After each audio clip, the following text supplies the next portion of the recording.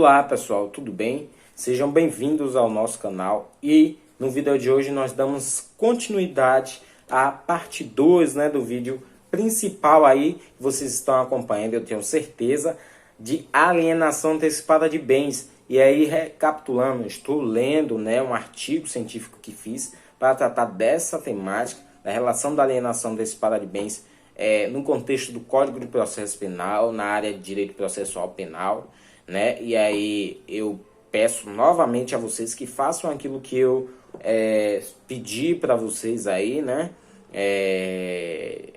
sugerir para vocês, que é comentar aí qual semestre vocês estão no curso de Direito, se vocês já viram a disciplina de Direito Processual Penal, ou em qual cadeira de Direito Processual Penal você já está, se você já completou os cursos de Direito Processual Penal, para a gente discutir aqui. Eu consegui passar para vocês o máximo de estudos que eu coletei através da pesquisa que desenvolvi para a realização deste artigo na disciplina de Direito Processual Penal.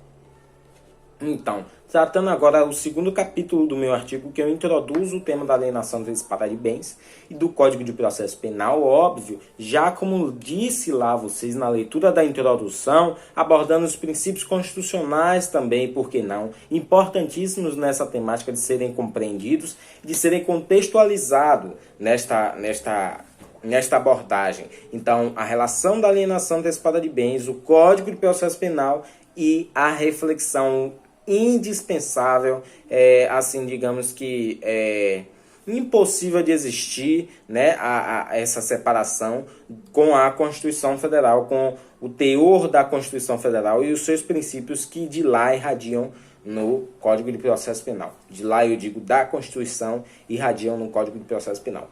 Então, a alienação antecipada de bens, eu digo no meu texto, são assegurados a todos, inicio, no âmbito judicial, tanto no âmbito judicial quanto no âmbito administrativo, a razoável duração do processo e os meios de garantia da celeridade de sua tramitação.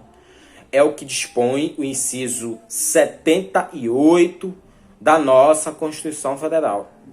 Evidente que esta previsão constitucional se aplica sem objeções doutrinárias aos processos criminais ou aos processos judiciais, relacionados às causas criminais, digamos assim, em outras palavras, Ocorre que, na prática, é sabido que os processos levam anos e até décadas para serem concluídos, para terem uma finalização, uma sentença, quiçá um trânsito em julgado.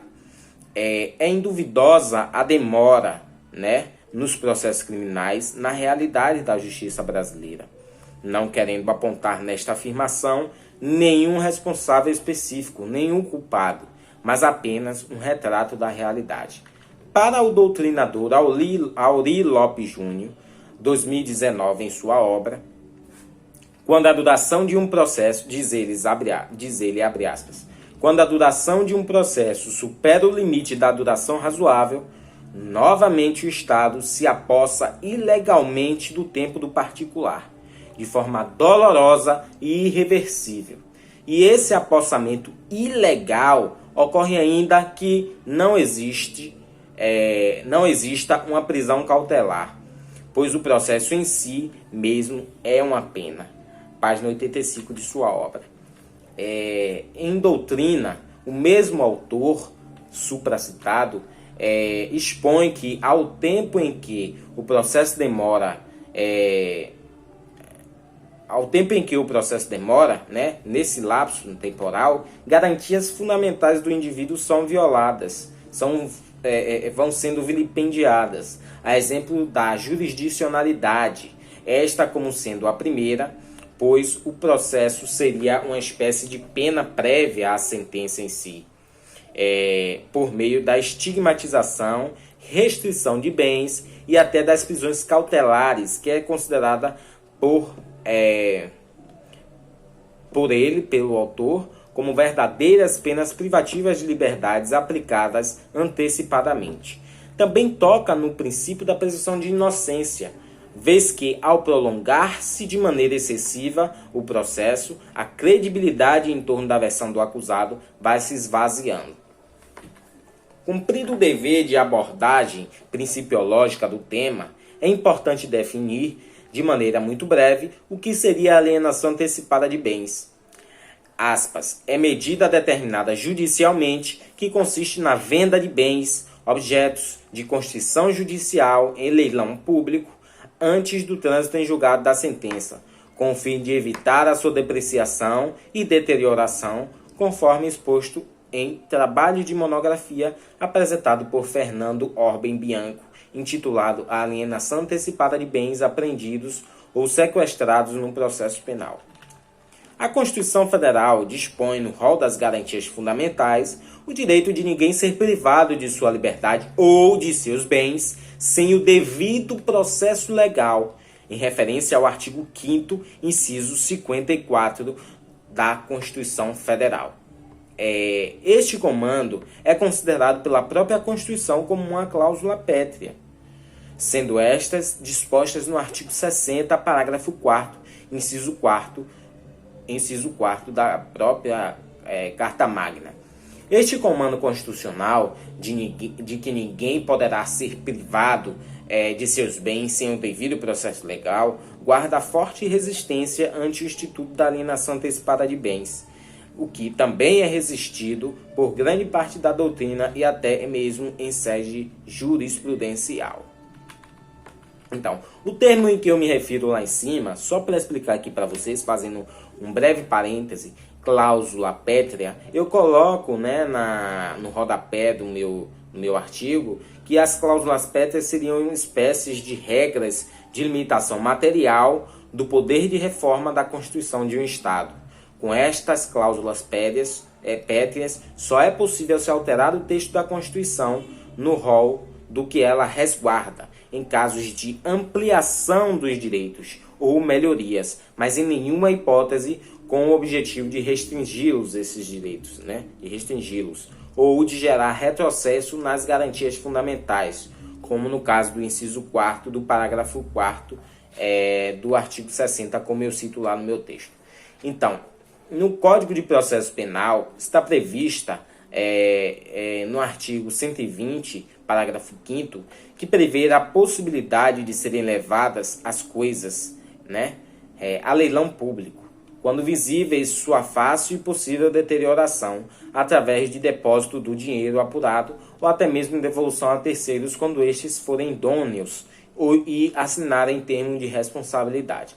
Esta alienação antecipada de bens também está prevista em algumas legislações extravagantes, sendo duas delas objeto de investigação deste trabalho, pelas leis 9.613 de 88, de 98 e 11.343 de 2006, que serão abordadas a seguir. Então, a lei 9.613 é a lei de lavagem de dinheiro, de 1998, e a lei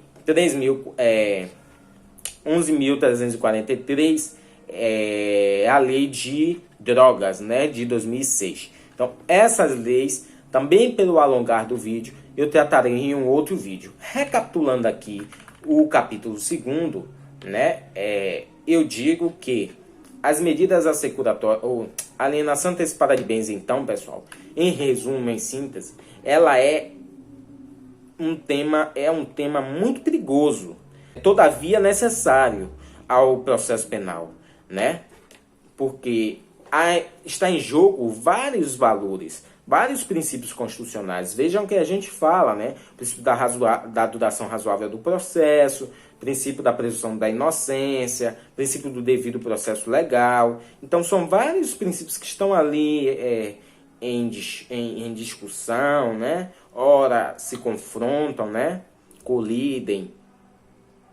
Ora os dois ou três caminham para o mesmo lado. Então, é muito delicado mesmo essa abordagem, porque a alienação antecipada de bens é nada mais do que você pegar os bens daquele que está sendo processado e, de certa forma, digamos que assim, tomá-los dele para preservar esse bem que possivelmente, supostamente, digamos assim, Isso, eu digo, trago esses adjetivos possivelmente, supostamente, porque não se sabe ainda o fim daquele processo judicial, se o réu será considerado inocente ou se o réu será considerado culpado.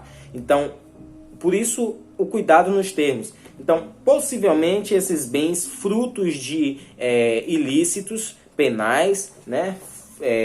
Frutos de condutas ilegais, né? De crimes, digamos assim, popularmente, frutos de crime, esses bens precisam ser preservados para serem entregados aos verdadeiros proprietários, aos verdadeiros donos, né? Ou a gente realizar aquilo que se chama no direito como o status quo ante, né? O estado da coisa anterior, né? Então, a preservação desse bem se dá justamente por isso, através disso. E a questão do leilão, a questão da venda de bens e a transformação desses bens em dinheiro, por exemplo, essa questão se dá justamente por conta da depreciação daquele bem. Se for um bem imóvel, né? Ou até mesmo um bem móvel,